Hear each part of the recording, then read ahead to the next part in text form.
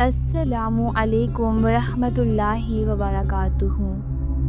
یہ حدیث مبارکہ رسول اللہ صلی اللہ علیہ وآلہ وسلم کا ایک گہرا پیغام لیے ہوئے ہیں۔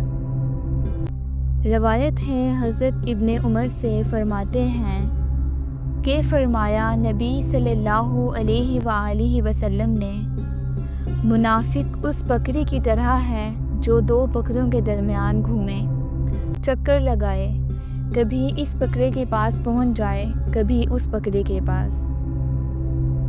وضاحت: اس حدیث میں منافق کو ایک ایسی بکری سے تشبیہ دی گئی ہے جو دو بکروں کے درمیان بھٹکتی رہتی ہے، کبھی ایک کے پاس جاتی ہے، کبھی دوسرے کے پاس، تاکہ دونوں کو خوش کرے اور دونوں سے فائدہ اٹھائے۔ ایسا شخص نہ کسی ایک کے ساتھ مخلص ہوتا ہے اور نہ اس کا اپنا کوئی دین باقی رہتا ہے۔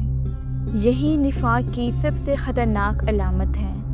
انسان جب کافر اور مومن دونوں کو راضی کرنے کی کوشش کرتا ہے تو وہ اصل میں اپنے ایمان کو برباد کرتا ہے۔ رسول اللہ صلی اللہ علیہ وآلہ وسلم نے منافق کو ایسی گندی اور ناپسندیدہ مثال سے بیان فرمایا تاکہ ہمارے دلوں میں نفاق کے خلاف نفرت پیدا ہو۔ افسوس کی بات یہ ہے کہ آج بھی کچھ لوگ اسی بیماری میں مبتلا ہیں، جو سب کو خوش کرنے کے چکر میں حق اور باطل کے درمیان ڈولتے رہتے ہیں۔